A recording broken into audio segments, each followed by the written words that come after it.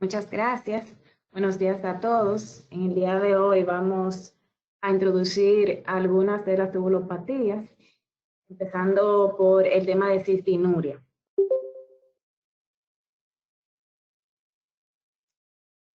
Dentro de los acápites que vamos a discutir en el día de hoy están todos los que ustedes ven en pantalla, esperando que sea de agrado para todos ustedes.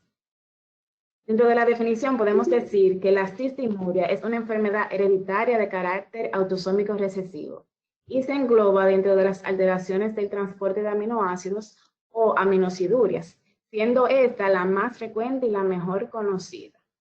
Tal como lo dice su nombre, la cistinuria se caracteriza por la excreción urinaria excesiva de cistina y por tanto desarrollando así litiasis renal.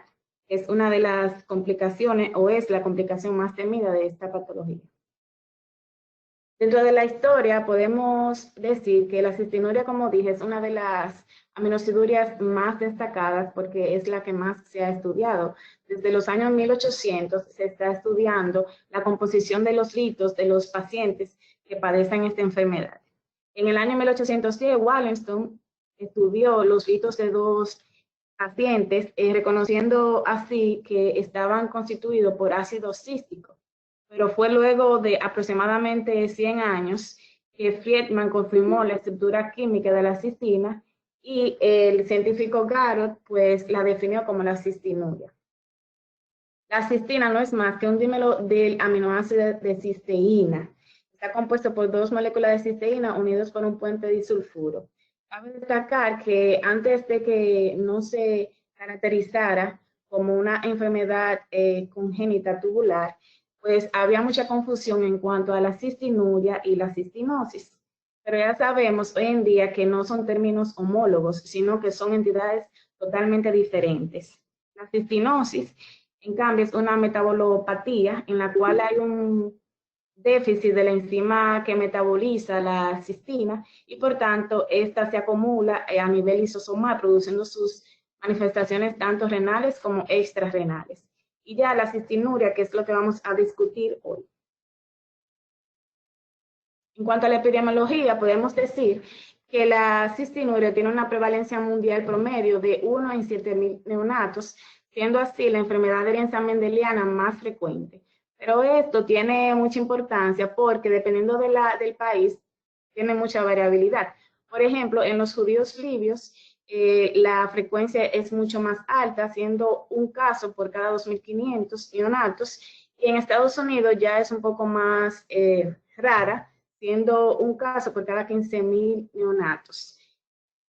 Correspondiendo así del 1 al 2% de todos los litos que se producen a nivel de la adultez. Ambos sexos pueden estar perjudicados por esta patología, siendo el sexo masculino donde se ve el episodio litiásico a menor edad y también los hombres tienen mayores episodios litiásicos que las mujeres. El debut de la sintomatología litiásica puede observarse desde la primera a la tercera década de la vida en un 80% de los casos, pero también desde el primer año podemos ver presencia de litos hasta la novena década. O sea que es una enfermedad que se ve tanto en la infancia, en la niñez, en la adolescencia y en la adultez. Sabemos que en el túbulo proximal, como aspecto fisiológico, se reabsorben todos los aminoácidos dependiendo de transportadores que están tanto en la membrana apical como en la membrana vasolateral. Sabemos que todos los aminoácidos se filtran libremente por el glomérulo, exceptuando unos que otros, que están unidos a proteínas, pero que estos en el 99% de los casos se reabsorben en las células tubulares del túbulo continuado proximal, principalmente en el primer segmento de este túbulo, en el segmento S1. Existen 5 sistemas de aminoácidos que van a estar afectados en las diferentes aminosidurias. Están los aminoácidos dibásicos, los aminoácidos dicarcílicos, los aminoácidos, los ácidos neutros y los betaminados, que los betaminados aún todavía no hay casos a nivel de nuestra raza. Entonces, dentro de los patrones de las aminosidurias existe tres patrones principalmente, 4. Está la aminociduria prerrenal o por hiperflujo o por desbordamiento, que es cuando hay un exceso de un aminoácido a nivel sérico. Eso se da en el caso de la hiperargininemia.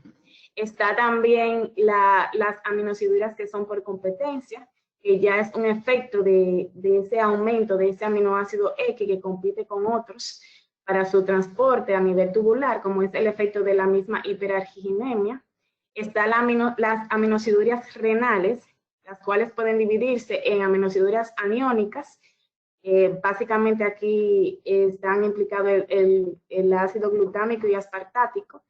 Las aminociduras renales neutrales, como la enfermedad de Harnap, y las aminociduras catiónicas. Dentro de las catiónicas podemos mencionar la intolerancia disonúrica a la proteína y la aminociduria dibásica, pero dentro de este renglón es que está la cistinuria, que se va a conformar básicamente por el transporte defectuoso de la cistina, pero también de otros aminoácidos dibásicos como es la ornitina, la lisina y la arginina, lo que se conoce como cola de cistina o de ornitina, L de lisina y arginina, que corresponde a la A. Y la disfunción total del túbulo contornado proximal, que es el síndrome de Fanconi. Desde el punto de vista clínico, la aminociduria renal es la aminociduria de la cistinuria es la más importante desde el punto de vista clínico porque es la que produce mayor sintomatología, como dije, la litiasis renal. Genéticamente es una enfermedad súper heterogénea, se conocen 2 genes descritos que están afectados en esta patología, como es los genes transportadores de familia 3, miembro 1, por sus siglas en inglés SLC3A1, que está ubicado en el cromosoma 2, en el brazo corto del cromosoma 2, y el gen de la familia de transportadores 7, miembro 9, que por sus siglas en inglés es SCL7A9 y está ubicado en el cromosoma 19. Cada uno de ellos va a codificar proteínas ligeras y pesadas, siendo las pesadas para la familia 3 y las ligeras para la familia 7. Aquí es básicamente donde está el gen defectuoso que va a producir o va a hacer que el paciente presente la cistinuria. En esta imagen podemos ver una célula tubular de túbulo contornado proximal, donde abajo en el último transportador vemos las 2 proteínas, la proteína pesada y la proteína ligera, siendo RBAT la proteína pesada y BAT la proteína ligera para sus consiguientes genes, que ya hablamos, de la familia 7 y la familia 3. Este transportador es familia de los transportadores heteroméricos que se conocen como HAT. Y como dije, están formados por una cadena ligera y una subunidad pesada. También este heterodímero, aparte de expresarse en las células tubulares y renales, se expresa también en las células epiteliales del intestino delgado. Más bien, también puede producir cierta patología en ese medio, pero las manifestaciones clínicas gastrointestinales no son tan evidentes o no son tan descritas porque esas células epiteliales tienen la capacidad también de reabsorber los aminoácidos en forma de dipéptidos. Entonces, por eso no producen tanta sintomatología. Como la cadena o la subunidad pesada RBAT se encuentra principalmente en el segmento S3 del túbulo contornado proximal y la subunidad ligera BAT se encuentra preferiblemente en el segmento 1, entonces surgía la duda de que probablemente existía otra cadena ligera en el segmento S3, lo cual puede ser que produzca la cistinuria aislada, o sea, la expresión solamente de cistina sin acompañamiento de aminoácidos dibásicos. Es por esto que ha surgido varios estudios. Uno de ellos fue el publicado por Nagamori y colaboradores en el 2016, donde ellos describen otro transportador que se llama AGT1, que es este transportador sería como la cadena ligera, la cual se une al RBAT, que sería la subunidad pesada. Ellos dicen que quizás este transportador tiene que ver con la absorción del 1 al 5% restante de la cistina que ya pasa por el segmento C1 y que también puede tener muchas implicaciones en cuanto a lo que es la cistinuria. Esto está todavía en investigación, pero ya se publicó. La clasificación de la cistinuria va a depender del fenotipo y del genotipo. Fenotípicamente, que era la clasificación tradicional, la cistinuria se dividía en tipo 1 y no tipo 1, dependiendo qué gen estaba defectuoso y qué tipo o qué cantidad de cistinuria los progenitores excretaban. Pero ya esta clasificación está en desuso, más bien se está utilizando la clasificación genotípica, la cual la divide en la cistinuria A, B y AB. La A, que ocurre en un 38% de los casos, es cuando hay una mutación en los dos alelos del gen SLC3A1.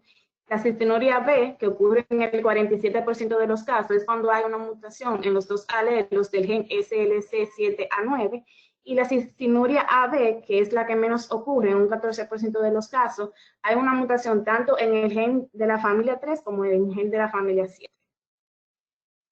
La cistinuria A, el 45% de los pacientes son heterocigotos, son pacientes prácticamente sanos, se considera recesiva por completo y ambos progenitores excretan cantidades anormales de cistina, que va de 0 a 100 ultramoles por gramo de creatinina.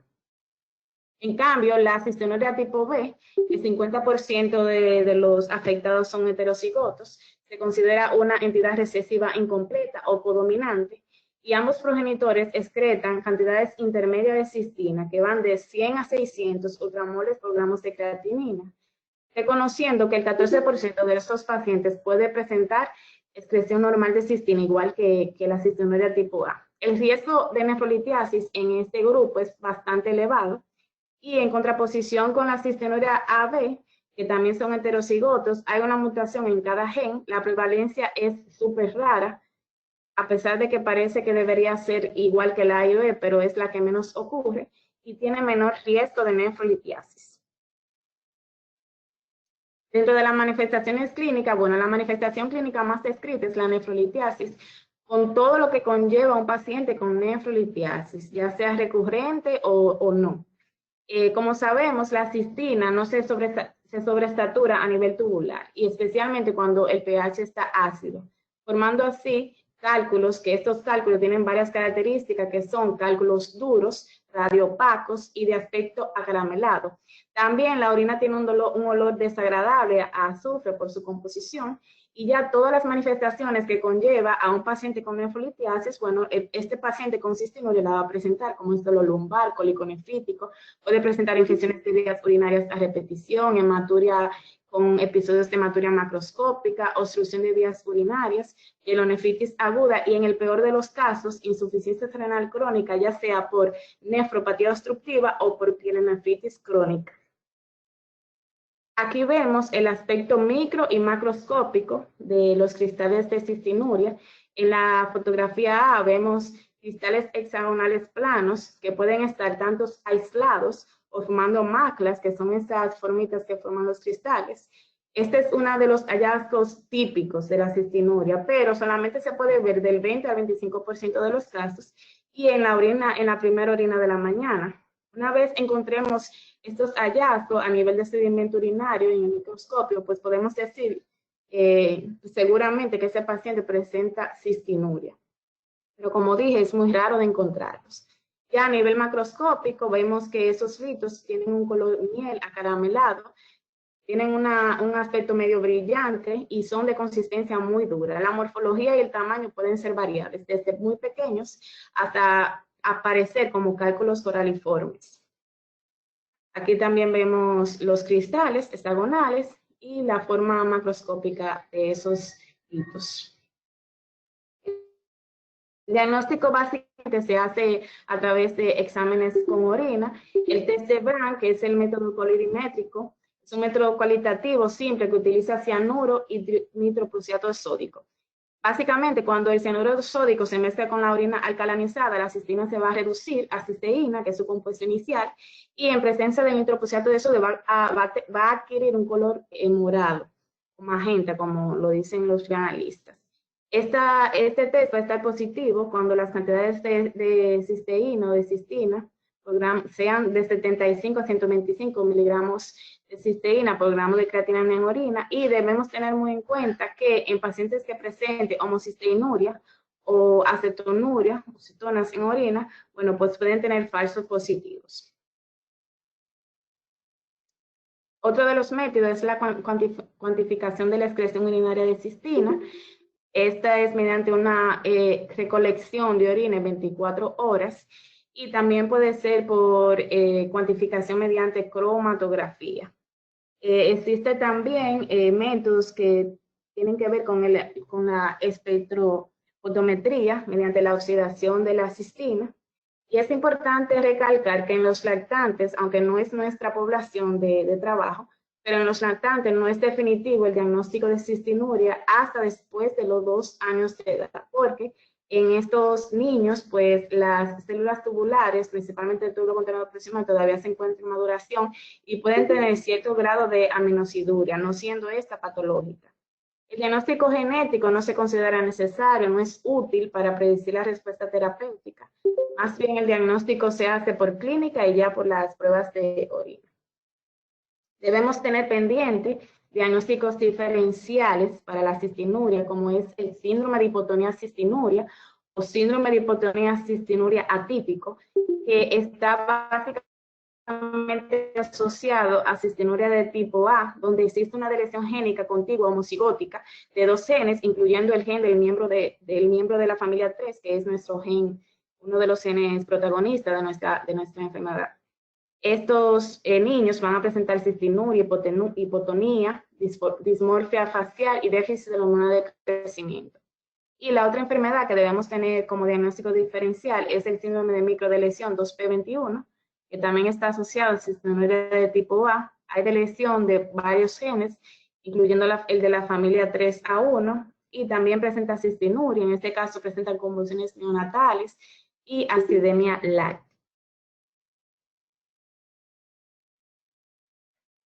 El tratamiento básicamente de la cistinuria consiste en disminuir la formación de litos, en disminuir la excreción de la cistina a menos de 300 miligramos por litro y mantener una densidad urinaria aproximadamente en 1.010.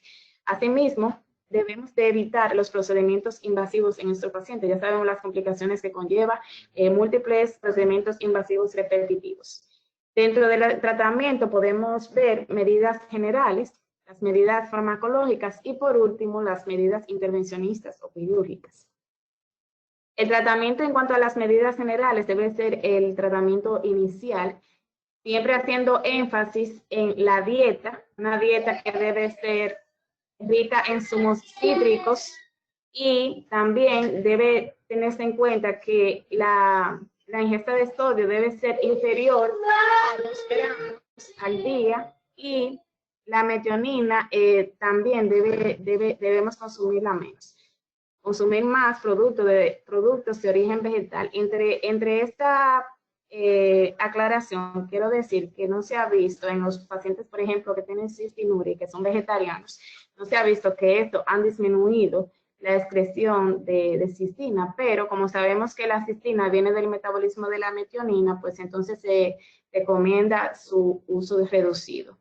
También debemos aumentar la solubilidad de la cistina en orina mediante la hidratación para aumentar el volumen de la orina y así provocar que ésta sea más soluble. Se dice que se debe ingerir aproximadamente 4 litros de líquidos al día, porque aproximadamente la producción de cistina, la excreción de cistina, es de 1 gramo al día. Y para mantener la solubilidad de esta molécula, pues el paciente debería ingerir aproximadamente 4 litros al día. En los niños eso es muy difícil, lo sabemos, porque ellos no son muy bebedores de agua, pero ya en los adultos eso sí se puede lograr. Y ellos hacen énfasis en la literatura que la tanda nocturna debe ser donde más se tome agua, porque ya sabemos que hay menos solubilidad de la cistina en horas de la noche. En cuanto al tratamiento farmacológico, luego que ya pasamos las medidas generales y el paciente no mejora, pues entonces procedemos a lo que es la alcalinización de la orina. Para esto podemos usar citrato de potasio o bicarbonato de sodio. El citrato de potasio se prefiere en comparación con el bicarbonato de sodio, ya que el bicarbonato de sodio de por sí tiene mucho sodio y por ende, pues entonces va a aumentar la excreción de cistina. El citrato de potasio se puede iniciar a una razón de 60 a 80 miligramos al día dividida en 4 dosis. Y debemos tener en cuenta que para aumentar la solubilidad de la cistina, el pH debe ser superior a 7.5. Pero eso también es contraproducente porque sabemos que en pH superior a 7.5 se precipitan otros cristales como es los fosfatos. Y ahí tenemos también paciente que está formando litos también de fosfato. El tratamiento en cuanto a las medidas farmacológicas, vamos a utilizar fármacos tioderivados, debido a que estos compuestos van a permitir que la cistina sea más soluble, debido a que por reducción van a romper los enlaces de sulfuro de la cistina. Entre ellos se destacan 4 fármacos, la D-penicilamina, la tiopronina, el captopril y la N-acetilcisteína, que no producen esta reacción mediante la reducción y el rompimiento de esos enlaces, sino más bien por competencia, exclusivamente la N-acetilcisteína. Y de esta molécula puedo decir que no hay muchos estudios o literatura con respecto a su tratamiento en la cistinuria, pero sí algunos textos la mencionan. La D-penicilamina se usa ración de 200 miligramos por día con una dosis máxima de 12 gramos al día, gramos al día durante 3 meses. Tiene muchísimos efectos secundarios. Su efecto en cuanto a su potencia de fármaco es dosis dependiente. Y los efectos adversos pueden ser deficiencia de vitamina 6, reacciones alérgicas, pancitopenia y proteinuria. Es por esto que los pacientes no se apegan mucho al tratamiento con D-penicilamina. Como opción a este fármaco, si el paciente presenta muchos efectos adversos, tenemos la tiopronina, que se usa a razón de 400 miligramos al día con una dosis máxima de 1.2 gramos al día. Este fármaco se tolera mucho mejor porque tiene menos efectos adversos, pero también puede producir reacciones alérgicas, fiebres y proteinuria. Cuando el paciente no tolera ni la penicilamina ni la tiopronina, pues entonces podemos ofrecerle el captopril, que va a razones de 75 a 150 miligramos al día. ¿Qué pasa con el captopril? Que el captopril en pacientes que no son hipertensos, pues produce un efecto hipotensor deleterio y por ende no se ha visto un beneficio tan grande con el uso de captopril en los pacientes con cistinuria. En cuanto a las medidas intervencionistas o quirúrgicas, ya es las medidas que utilizamos para nefrolitiasis de cualquier origen, ya sea la litrotripsia por efecto de choque, en litos que sean pequeños, menores de 1.5 centímetros. Como dije, los litos de cistina son muy duros y son muy difíciles la fragmentación, por tanto, esta técnica solamente se reserva cuando hay litos pequeños. Y cuando ya los litos exceden cierto tamaño, pues entonces podemos hacer que este paciente vaya a nefrolectomía percutánea, si el urólogo así lo considera, y también la citoscopía para aquellos litos que ya están alojados en la vejiga urinaria. Existen nuevas terapias. En el 2020, ahora en este año 2020, se publicó un estudio donde se usó la L-cistina de dimetilester y la L-cistina de metilester. Estos compuestos solamente se han testeado en animales, pero prometen muchos resultados beneficiosos para los pacientes con cistinuria. De igual forma, en el 2020 también se publicó un estudio con un reporte de caso más bien, donde utilizaron el ácido alfa-lipoico para mejorar lo que es la solubilidad de la cistina en los pacientes con cistinuria, prometiendo así también efectos positivos en estos pacientes. Pero esto está bajo investigación. Realmente tenemos que esperar más estudios para saber si se pueden usar o no de forma segura. Dentro de las complicaciones, bueno, ya sabemos una complicación, por ejemplo, de un paciente con nefrolitiasis recurrente, cuáles son. Se puede tener infecciones a repetición, puede provocarse una nefropatía obstructiva y también debido a esto, este paciente puede requerir una nefrectomía. Debido a eso, a esas complicaciones, el paciente puede llegar a insuficiencia renal crónica y ameritar una terapia renal sustitutiva, Ya ese paciente que está en terapia renal sustitutiva puede trasplantarse. Se dice que el riñón trasplantado no recurre a la enfermedad, o sea, no va a provocar litos de cistina. Y básicamente debemos evitar, por ese tratamiento es tan importante, porque debemos evitar a que ese paciente llegue a insuficiencia renal crónica por nefrolitiasis o por obstrucción urinaria y que también tenga que llegar a TRS. Básicamente el grado de cumplimiento terapéutico del paciente es muy bajo y nosotros los médicos, los nefrólogos, tenemos bastante importancia en cuanto a la evolución y la historia clínica de esa enfermedad en ese paciente. Y debemos siempre estar pendientes de su evolución, especialmente en los pacientes litogénicos recidivantes, o sea, aquellos que producen mucho lito y que básicamente las medidas generales y los fármacos de alcalinización de orina no son oportunos para ellos. Estas fueron mis referencias bibliográficas que utilicé para la conferencia. Muchas gracias. Si tienen alguna pregunta, aporte.